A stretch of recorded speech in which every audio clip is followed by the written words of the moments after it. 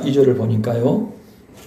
많은 날이 지나고 제3년에 여호와의 말씀이 엘리야에게 임하여 이르시되 너는 가서 아합에게 보이라. 내가 비를 지면에 내리리라. 엘리야가 아합에게 보이려고 가니 그때 사마리아의 기근이 심하였더라 말씀합니다. 엘리야의 한마디의 선포가 현실이 되어서 가나안 전역에 3년 넘게 비가 오지 않았습니다. 하나님께서 하늘을 걸어 잠그시니 아합과 그 시대의 극심한 이 죄악에 대해 그렇게 응징하신 겁니다. 하나님께서 하늘 문을 걸어 잠그심으로 아합의 시대를 징계하신 거예요. 우리의 과학과 기술 문명이 이 최첨단을 달린다 할지라도 하나님께서 하늘 문을 걸어 잠그시면 모든 것이 올 스탑합니다. 하나님께서 멸하시기로 작정을 하신다면요, 그 누구도 어떤 방법으로도 막을 수 없어요. 그렇게 행하시지 않기 때문에 오늘 저와 여러분의 삶이 여전히 진행 중이다라는 사실을 기억해야 합니다. 우리를 향해 한없이 오래 참으셔서 영광과 그 생명의 세계로 이끄시는 그 하나님 아버지께 가까이 나아가는 저와 여러분이 되어야 할 것입니다.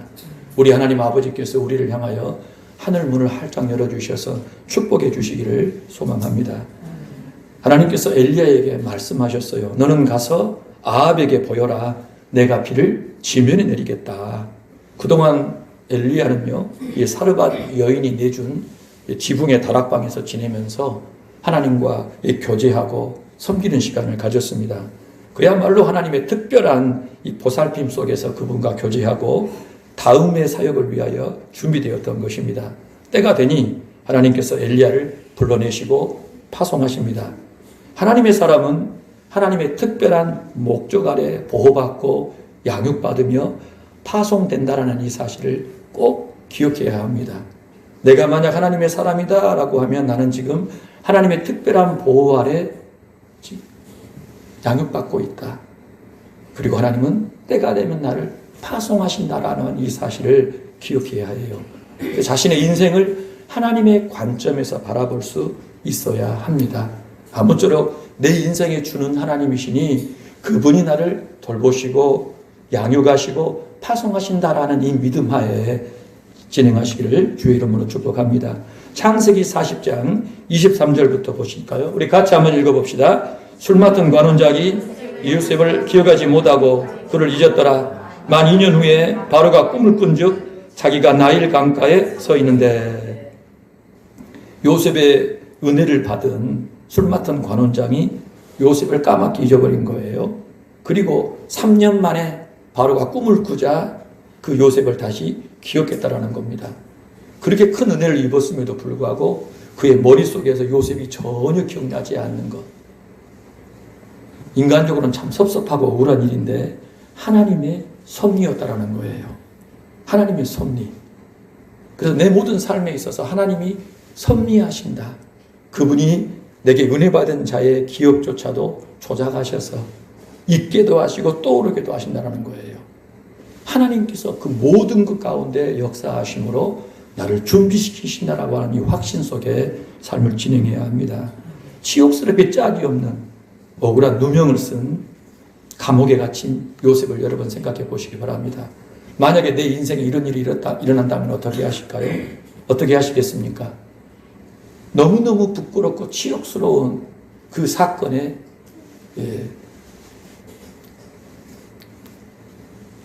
주동자로 내가 연루가 되어서 감옥에 갇힌다라고 하면은요, 얼마나 치욕스럽습니까?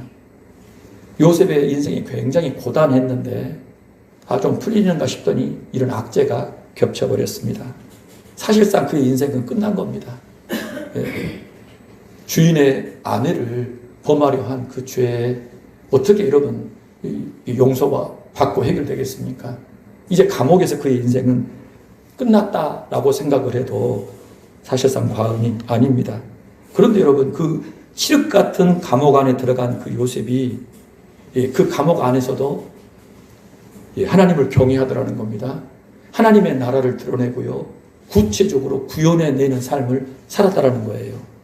요셉의 일생을 가만히 보니 보디발의 종일 때도 그랬고 감옥의 죄수일 때도 한결같았다라는 것입니다. 신기하지요. 네, 신기해요. 그래서 왜 그랬느냐라고 살펴보니 하나님께서 함께 하셨기 때문에, 그리고 그가 하나님과 함께 했기 때문에 그는 어디에서나 한결같은 삶을 살았다는 사실입니다. 자, 떡 맡은 관원장은 요셉의 꿈 해석에 따라 죽어버렸어요. 술 맡은 관원장은 복직했습니다. 이 복직하는 관원장을 보면서 요셉은 기뻐합니다. 왜요? 이제 감옥을 나갈 수 있겠다. 네?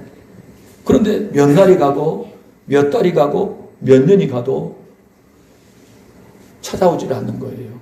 그 일이 일어나지 않는 겁니다. 감옥을 나갈 수 있다라는 그 희망이 이제 요셉을 괴롭히기 시작한 거예요. 어느 날 요셉은요, 그 꿈마저도 포기했습니다.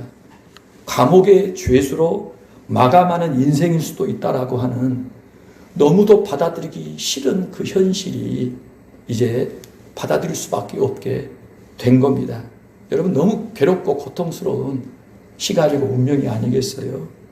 다 끝났구나 생각을 했을 법합니다. 그런데 요셉의 인생은 하나님의 손안에 있었다는 것입니다. 하나님께서는 요셉이 꿈도 꾸지 못했을 그분의 위대한 뜻을 이루시기 위하여 요셉을 친히 빚고 계셨다는 거예요. 이 모진 고난 속에서 요셉을 그분의 사람으로 빚어내고 계시다는 사실입니다. 여러분, 성경을 읽어보면요, 성경 인물들 그 어느 한 사람도 예외가 없다라는 거예요. 그들은 모두 다 하나님의 손 안에서 빚어지는 삶을 살았어요. 하나님께서 그 사람을 택하시고 그를 이끌어 가시고 그분의 시간에 그분의 뜻을 이루는 인생으로 만드셨다라고 하는 것이 성경의 증언이라는 겁니다. 오늘 저와 여러분이 하나님의 사람이다라고 할 때, 하나님의 자녀라고 할 때요, 우리 인생도 하나님의 손 안에서 그분의 뜻대로 빚어져 가고 있다는 사실을 알아야 해요. 믿어야 합니다. 아멘. 하나님의 뜻에 합당한 사람으로 우리를 빚고 계신다는 거예요. 야, 하나님의 손이 어디 있다냐? 안 보이지 않냐? 나는 사람밖에 안 보인다. 환경밖에 안 보인다라고 우리는 얘기를 하지만은요, 보이지 않는 하나님의 손길이 사람을 움직이시고 환경을 움직이셔서 우리로 하여금 하나님의 뜻에 합당한 사람으로 만지시고 빚어내고 계신다라는 이 사실을 꼭 인정해야 한다는 거예요. 그렇기 때문에 하나님 앞에 잠잠해야 합니다. 하나님 앞에 고요해야 해요.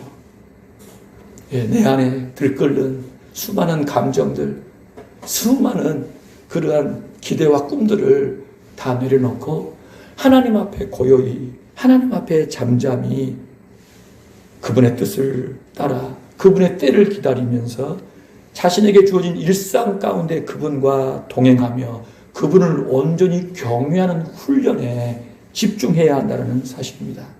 자, 엘리야가요, 하나님의 명령, 야, 너 일어나서 다시 아합 만나러 가라, 그 명령에 즉각 순종합니다. 예, 사르밧 여인의 집에서 보낸 그 은혜롭고 평화로운 시간 이제 다 털어내고 고통이, 죽음이 기다리고 있는 이스라엘 땅 아합을 향해서 이제 떠난 겁니다. 여러분, 이 사르밧에서의 3년여의 시간을 보내면서요, 엘리야는 하나님과 더 깊이 교제하게 되었어요. 다음 사역을 위해 준비하게 되었어요. 이제 다시 부르실 때 자신도 모르는 사이에 엘리야는요, 이전보다 더 영감이 넘치는 사람으로, 이전보다 더 하나님 명령에 절대적인 순종을 보이는 사람으로 변모되었다는 사실입니다. 자신은 몰라요. 그러나 이제 이후에 이루어지는 일들을 볼 때 엘리야는 더 신령한 사람으로, 더 하나님과 밀접하여 그 명령에 절대적으로 순종함으로 그분의 뜻을 온전히 이루는 사람으로 변모했다는 것입니다. 하나님께서 행하신 일입니다. 지금도 우리 가운데 행하고 계시는 일입니다. 외로울 때, 답답할 때, 막막할 때 하나님께 집중하시길 바랍니다. 그분과 모든 것을 함께 하시길 바라요. 내 일상의 모든 것을 하나님과 함께하는 훈련에 집중해야 한다는 것입니다. 그렇게 훈련하는 것이 진정한 영적인 훈련이라는 거예요. 하나님께서 너무도 바라고 원하시는 겁니다. 하나님께서 내게 원하시는 게 뭘까? 나에게 바라시는 것이 뭘까라고 할 때요, 너의 모든 것을 내게 바치라는 겁니다. 하나님과 모든 것을 함께하며 그분과 진행하는 삶을 살라는 것입니다. 엘리야는 3년의 시간을 보내고 이제 마침내 하나님의 명령에 따라 다시 출정하게 된 그러한 상황에 놓이게 된 것입니다. 여러분, 그때는요, 기근이 심하되 사마리아에 유독 기근이 심했습니다. 하나님께서 이제 비를 다시 내리겠다라고 하실 그때, 사마리아로 가라 하실 그때 사마리아는 극심한 기근이 있었다라는 거예요. 이 말인즉슨 하나님께서 아합과 이세벨의 목줄을 꽉 지금 당기고 계신다는 겁니다. 교만하고 강팍한 자들, 하나님 무서운 줄 모르고 악을 행하는 자들의 목을 사정없이 지금 당기고 계신다는 거예요.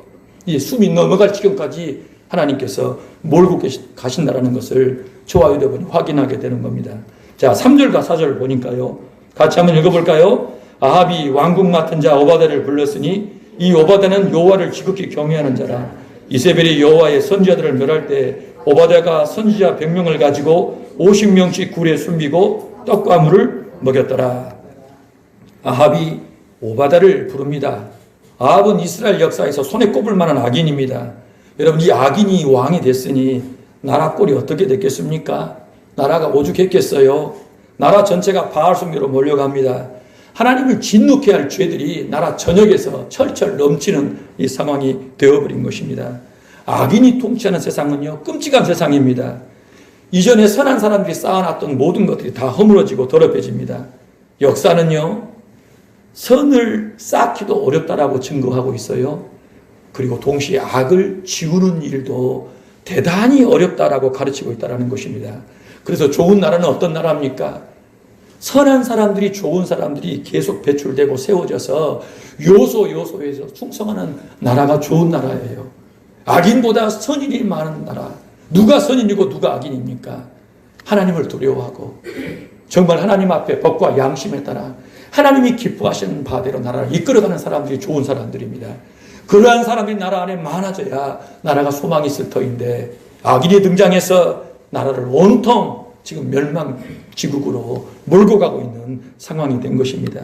그 가운데서 오바댜는요, 아합의 왕궁 맡은 사람으로 쓰임받고 있습니다. 왕궁 맡은 신하라고 하는 것은요, 왕궁의 살림을 책임지는 사람입니다. 구체적으로 얘기를 하면은요, 아합과 이세벨 가까이에서 그들을 돌보면서 섬기는 일을 하는 것입니다. 여러분, 왕궁 맡은 신하 아무나 세울 것 같습니까? 절대 그러지 않습니다. 믿을 만한 사람을 세울 것입니다. 그렇지요?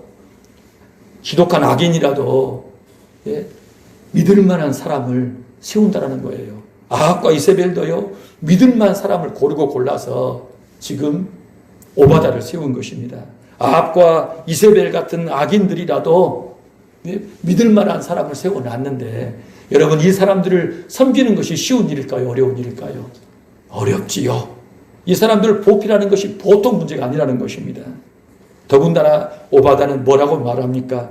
여호와를 지극히 경외하는 사람이다라고 말씀합니다. 아합 같은 이 최악의 왕을 보필하는 그 신하가 여호와를 지극히 경외하는 사람이라고 말씀합니다. 이 놀라운 얘기입니다.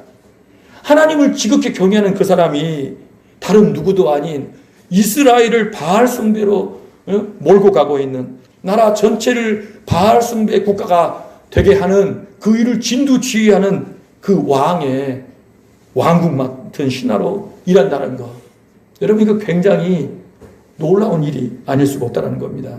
바알 선지자 450명, 아세라 선지자 400명이 아합의 왕궁에서 함께 지내면서 식사하고 있는 상황입니다. 그 일을 관장하는 사람이 왕궁 맡은 신하 오바댜예요. 오바댜. 야, 어떻게 그럴 수가 있냐. 하나님을 섬기는 사람이 이 바알 숭배자 450, 아세라 선지자 400명, 그리고 나라 전체를 바알 숭배로 몰고 가고 있는 그 왕과 왕비 옆에서 그들을 보좌하는 사람으로 있다. 이 말이 되는가? 하나님이 섬기는 사람 맞아? 당장 그만두고 나와야 되는 거 아니냐? 아무리 좋은 자리여도 그렇지, 이거 아니지 않냐? 여러분, 이런 생각 들지 않습니까? 들 수밖에 없습니다. 도대체 오바댜라는 사람은 무슨 생각에 그 자리를 버젓이 지키고 있냐 이거예요. 명예롭지 못한 그 일을 어떻게 보고 듣고 경험하며 살 수 있냐 이거예요. 여러분, 그런 생각이 들 수밖에 없는 상황입니다. 우리가 오바댜의 신앙과 삶을 어떻게 봐야 하겠습니까, 여러분? 어떤 생각이 우리 안에 막 치고 들어옵니까? 정말 하나님 섬기는 사람 맞냐? 이 가짜 신앙 아니야? 우상 숭배 현장의 한복판에서 우상 숭배자들을 돌보는 일을 하는 사람을 어떻게 하나님 섬기는 사람이나 지극히 섬기는 사람이라 그렇게 말할 수 있겠어요? 당장 그 일 그만두고 빠져나와야 되지 않냐? 엘리야처럼 도망을 다니든지 아니면 다른 선지자들처럼 순교를 하든지 잡혀 죽든지 해야지 아합의 왕궁에서 그를 돕는 일을 하고 있다 이 말입니다.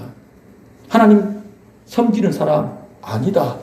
여러분 그렇게 평가할 수도 있는 그런 상황이라는 겁니다. 여러분 이거 굉장히 어려운 문제예요. 이뤄볼 때 오바다라는 사람은요 정말 신비로운 사람입니다. 기상천외한 하나님의 심판 메시지를 전하고 이 시냇가에 숨어서 아침 저녁으로 까마귀들이 날라다주는 떡과 고기를 먹고 그리고는 이사해가지고 옮겨가지고 매일의 이적을 경험하면서 사르반 여인의 집에서 하나님과 교제하는 그 엘리야 굉장히 신령한 삶 같은데요. 제가 보기에는 오바댜가 더 신비로운 인물 같습니다. 어떻게 아합의 왕궁에서 바알 숭배자들이 득실거리는 그 깜깜한 어둠 속에서 숨을 쉴 수 있냐 이거예요. 하나님을 섬길 수 있냐 이거예요. 이게 정말 아이러니라는 것입니다. 정말 신비로운 거예요. 이뤄볼 때요. 하나님께서 오바댜를 그곳에 심으셨다는 사실을 인정하지 않을 수가 없다는 겁니다. 악인이 횡행하는 그 죄악의 세상 한복판에도 하나님께서 심으신 하나님의 사람이 있어서 그분의 뜻을 이루고 있다는 사실이에요. 우리가 볼 수 없고 알 수도 없을 뿐이지 우리가 살아가고 있는 이 세상에는요. 하나님께서 파송하신 하나님의 사람들이 곳곳에서 요소에서 은밀한 가운데 하나님과 그분의 나라를 위해 충성하고 있다는 사실입니다. 오바다라고 하는 이 한 사람을 통해서도 하나님께서 은밀한 가운데 시대마다 나라마다 민족마다 그 일을 행하고 계신다는 사실을 저와 여러분이 깨닫게 되는 거예요. 그렇기 때문에 하나님께서 행하시는 그 모든 일들을 어느 누가 감히 다 알고 다 깨달았다라고 말할 수가 있겠습니까? 우리가 아는 것, 우리가 보는 것 여러분 지극히 일부분에 지나지 않는다는 것입니다. 어쩌면 우리는요 사실 아무것도 모릅니다. 아무것도 보지 못합니다. 우리의 삶도 우리의 세상도 모두 하나님의 신비로운 통치 아래에 진행되고 있다는 사실을 저와 여러분이 꼭 기억해야 되겠습니다. 그 사실을 아는 저와 여러분은요 하나님께 감사해야 합니다. 하나님을 찬양해야 합니다. 낙심이 되고 절망이 되고 막막할지라도 여전히 하나님이 통치하신다. 내가 모르는 중에도 하나님이 일하고 계신다는 이 사실을 기억하며 우리의 삶을 진행해야 될 것입니다. 5절과 6절을 우리 함께 볼까요? 아합이 오바댜에게 이르되 이 땅의 모든 물구멍과 모든 데로 가자. 혹시 꼴을 얻으리라. 그리하면 말과 노새를 살리리니 짐승을 다 잃지 않게 되리라 하고 두 사람이 두루 땅을 나누어 아합은 홀로 이 길로 가고 오바댜는 홀로 저 길로 가니라. 두 가지 사실을 확인할 수 있어요. 먼저는요. 아합이 오바댜를 신임한다라는 겁니다. 딱 둘이 가는 그 길에 오바댜를 데리고 가고 있어요. 그리고 각각 나뉘어서 진행하고 있죠. 또 하나는 뭡니까? 이 아합이라는 인간은 들여다보면 들여다볼수록 자기밖에 모르는 참 이기적인 인간이다라는 것을 알 수 있어요. 여러분 지금 사마리아의 기근이 심합니다. 3년째 이 기근이 이토록 심한데 가장 왕이 걱정해야 될 사람들은 누구예요? 백성들이죠. 근데 누구를 걱정하고 있어요? 뭘 걱정하고 있어요? 자기 말과 노새를 걱정하고 있어요. 지금 오바댜 데리고 찾으러 가는 것도 뭡니까? 물 구는가 모든 내로 가자 해서 꼴을 얻겠다. 짐승 먹일 꼴을 구하고 있는 상황이라는 겁니다. 이렇게 이기적인 자기밖에 모르는 사람이 왕이 되었으니 나라가 얼마나 힘들고 어렵겠냐 이거예요. 참 아이러니한 것은요. 이 악인들 곁에 보면은 정말 때로는 신령한 자들이 있는 겁니다. 마치 유다를 멸망시킨 느부갓네살, 바벨론 느부갓네살 그 곁에 누가 있어요? 다니엘이 있습니다. 다니엘이 있어요. 그래서 느부갓네살의 머릿속에 꾼 꿈도 밝혀내고 그가 함부로 제 마음대로 나라를 다스리지 못하도록 하나님께서 다니엘을 통해서 그를 움직이신 걸 보게 되는 거예요. 그렇지요? 그러니까 하나님께서요, 그분의 뜻을 이루시기 위하여 오바다를 세우셨고 아합 곁에서 일하게 하셨고 그의 신임까지 받게 하셨다라는 사실입니다. 그러니까 악인이 자기 마음대로 하는 것 같고 자기 마음대로 할 수 있을 것 같지만은요, 하나님께서 절대 그렇게 하시지 않는다라는 겁니다. 신실한 자, 신령한 자를 곁에 두셔서 그의 통치 아래, 보이지 않는 영적 권위 아래 그 일도 행하게 하셨다는 거예요. 저와 여러분의 삶도 그래요. 난 내가 최고다, 내가 제일 똑똑해, 내가 제일 힘이 세, 내가 제일 잘났어 그러는데요, 가만히 살펴보면 그 교만하고 악한 사람 곁에요, 아무것도 아닌 것 같은 사람이 한 사람이 있어요. 사람 눈에는 안 띄어요. 별 볼 일 없는 사람이에요. 그런데 여러분, 하나님의 사람입니다. 기도하는 사람입니다. 신령한 사람이에요. 그 사람이 하나님과 교제하며 그 악인을, 교만한 자를 다스리고 통치하게 하심으로 그가 넘어서지 못하게 하시는 일들을 하나님이 행하신다는 겁니다. 사람을 보는 관점을 바꿔야 합니다. 잘나고 똑똑한 사람만 쳐다보지 마십시오. 여러분, 기도하는 사람, 겸손히 은밀히 드러나지 않게 하나님을 섬기는 사람을 볼 수 있는 그 안목이 깊어지는 저와 여러분이 되기를 원합니다. 여러분, 아합의 시집을 받는 것, 오베다가 달가워했을까요? 달가워하지 않았을까요? 달가워하지 않았을 것입니다. 왜 그렇습니까? 하나님 경외하기 때문에, 하나님을 지극히 경외하기 때문에, 어려서부터 하나님을 경외하는 사람인데 바알 숭배 그 현장에서 날마다 보고 듣고 경험하는 것이 온통 하나님을 진득케 할 죄인데 기뻤겠어요? 매 순간순간이 괴롭고 고통스러웠을 것입니다. 하나님 의지하면서, 하나님 도움 바라면서 그 시간들을 날마다 보냈을 거예요.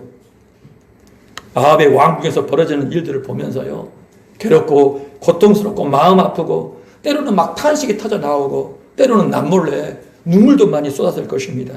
당장이라도 이 지긋지긋한 곳에서 벗어나고 싶다, 이 끔찍한 곳을 좀 벗어나고 싶다라는 생각을 안 했겠냐 이거예요. 예? 아니, 좋은 거 먹고 좋은 거 입고 좋은 거 받으면서 화려하고 부유하게 살지, 그게 무엇이 나빠?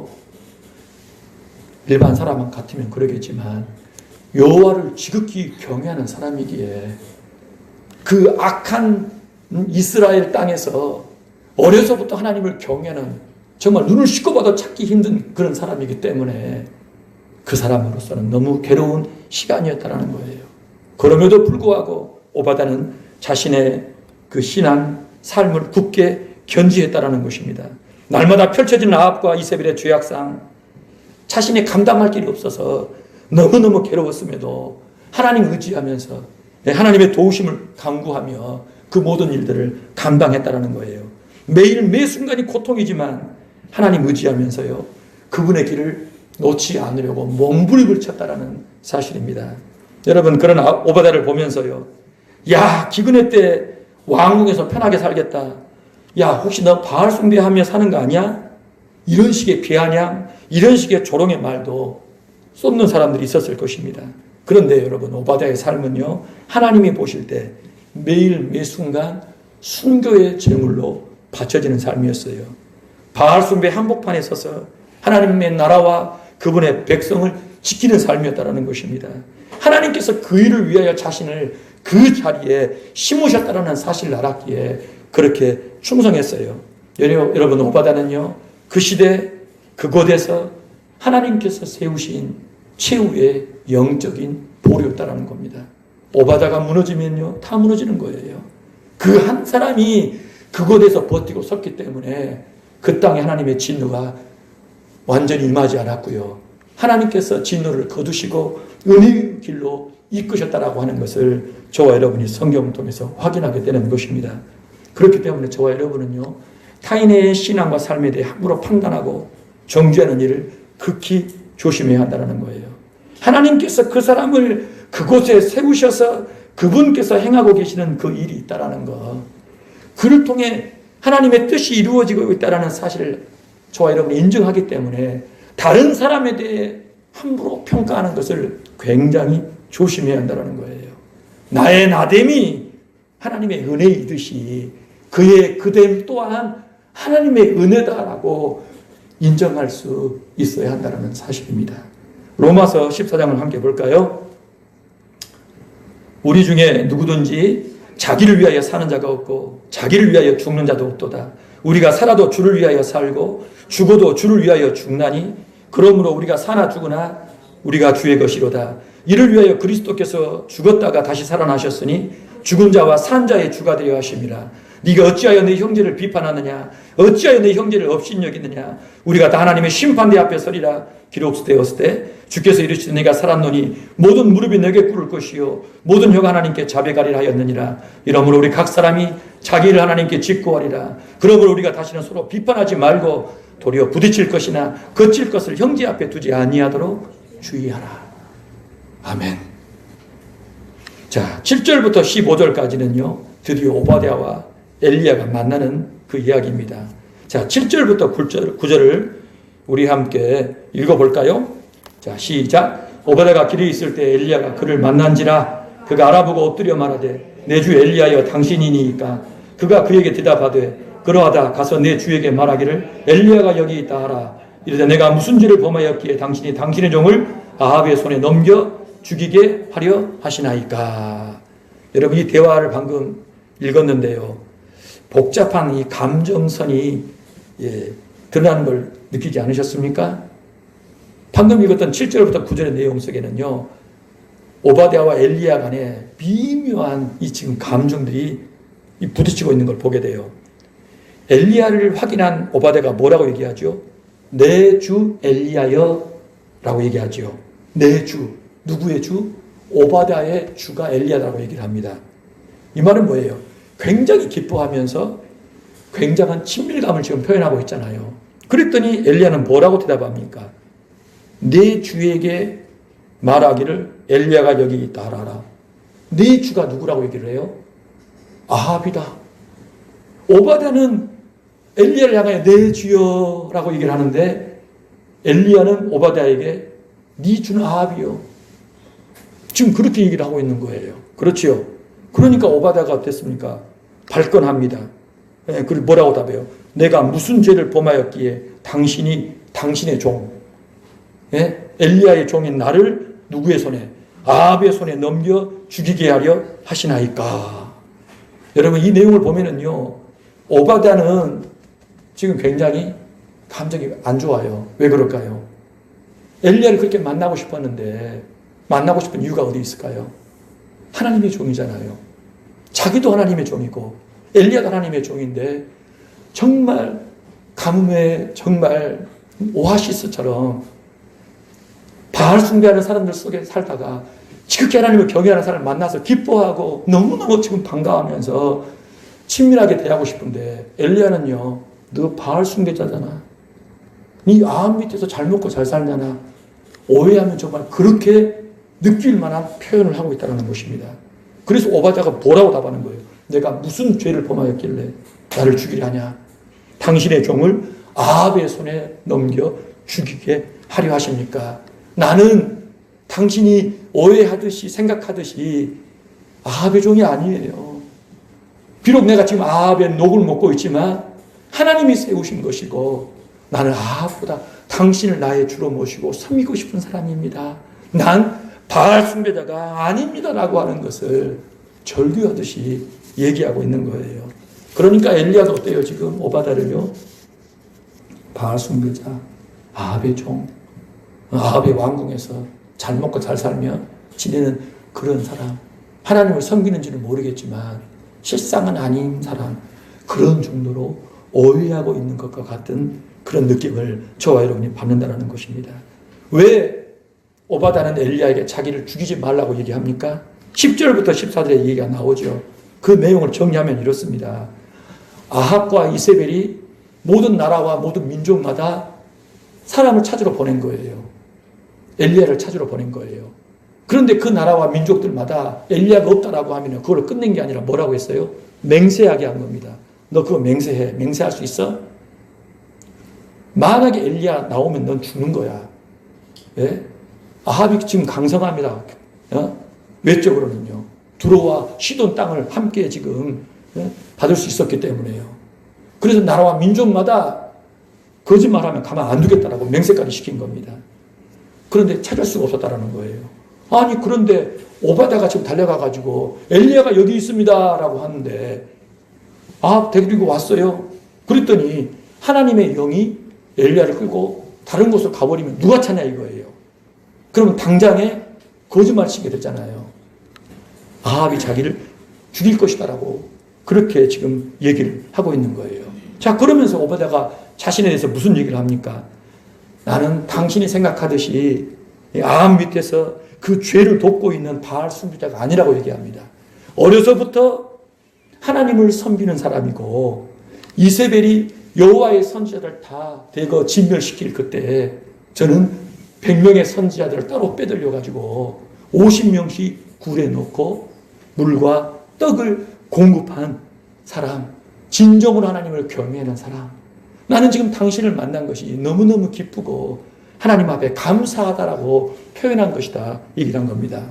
그래서 15절에요. 엘리야가 뭐라고 얘기합니까? 내가 섬기는 만군의 여호와께서 살아계심을 두고 맹세하노니 내가 오늘 아합에게 보이겠다. 그렇게 얘기를 한 거예요. 드디어 3년 6개월 만에 엘리야가 아합을 다시 만나 하나님의 메시지를 선포하는 겁니다. 비를 내리겠다는 거예요. 이 이야기는 우리가 다음 시간에 배우겠는데요. 오늘 저와 여러분이 엘리야와 오바댜에 대한 그 이야기를 잠깐 살펴봤는데요. 엘리야에 비하면은요, 오바댜를 다루고 있는 분량은 극히 적습니다. 사람들은 엘리야를 알고 있지 오바댜를 몰라요. 그렇죠? 엘리야 되고 싶어 하지 오바댜 되고 싶어 하지 않습니다. 엘리야는 정말 인기가 많은 캐릭터예요. 그러나 오바댜는요, 사람들이 모르는 캐릭터라는 겁니다. 사람들이 볼 때는요, 엘리야가 하나님을 제일 잘 섬기는 것 같습니다. 화려합니다. 눈에 띕니다. 신령합니다. 사역의 효과도 확실합니다. 다음 시간에 배우게 될 엘리야의 사역을 보면요, 껍벅 죽습니다. 대단한 사람입니다. 그런데 그에 비해서 오바댜는 어떻습니까? 드러나지 않습니다. 조용합니다. 누구도 알아주지 않아요. 능력도 없는 것 같아요. 자기 속 한번 제대로 속 시원히 표현도 못하는 것 같아요. 아합과 이세벨 밑에서 네네 굽실굽실 하고 있는 것만 같이 보인다 이 말입니다. 사람들은요, 목사는 엘리야 같다라고 생각을 하는지도 모르겠어요. 성도들은요, 오바댜 같다 생각할 수도 있어요. 네. 오바댜보다 엘리야가 더 뛰어나서 그렇게 높이듯이 교회에서도요, 사실 성도들보다 이 목사를 그렇게 높입니다. 목사의 사역이 대단해 보이고 전부인 것처럼 얘기한다 이 말이에요. 그런데 여러분, 오늘 본문을 통해서요, 성경을 더 들여다보면 들여다볼수록 오바댜의 삶과 행적이라는 것이 엘리야 못지 않을 뿐더러 엘리야가 감히 넘볼 수 없는 독보적인 면이 있다는 것을 확인하는 것입니다. 여러분, 제가 조금 낯설게 표현하자면요, 엘리야는요, 하나님의 심판 메시지를 전하고 그리시네가로 도망갔습니다. 자기 살자고 사르밧으로 도망가요. 꼭꼭 숨어 지냅니다. 그리고 그곳에서도요, 기근 걱정 없이 살았어요. 그렇죠? 심판 메시지 전해놓고 땅에다가 온 땅에 저주를 선포해놓고 본인은 여기저기 다 숨어 다니면서 편안하게 지낸 겁니다. 반면에 오바댜는 어떻습니까? 이스라엘 땅 사마리아 왕궁에서 아합과 이세벨의 죄악상을 날마다 목격합니다. 그리고 엘리야가 던진 그 재앙을 수습하려고 무진장 애를 쓴 겁니다. 그렇지 않습니까? 그 와중에도요, 이세벨의 살벌한 그 눈치를 받아가면서 100명의 선지자를 살려냅니다. 자기 재산 은밀히 내놓으면서 선지자를 먹이고 살리고 돌봤던 것입니다. 정말 그야말로 고군분투한 거예요. 고군분투한 겁니다. 모두가 엘리야일 수 없다라는 거예요. 모두가 오바댜일 수도 없다라는 것입니다. 엘리야를 부르신 목적이 있고 오바댜를 부르신 목적이 있다라는 것입니다. 부르신 목적에 따라서 각자의 삶 속에서 제 몫을 충성스럽게 감당하는 것이 하나님의 뜻입니다.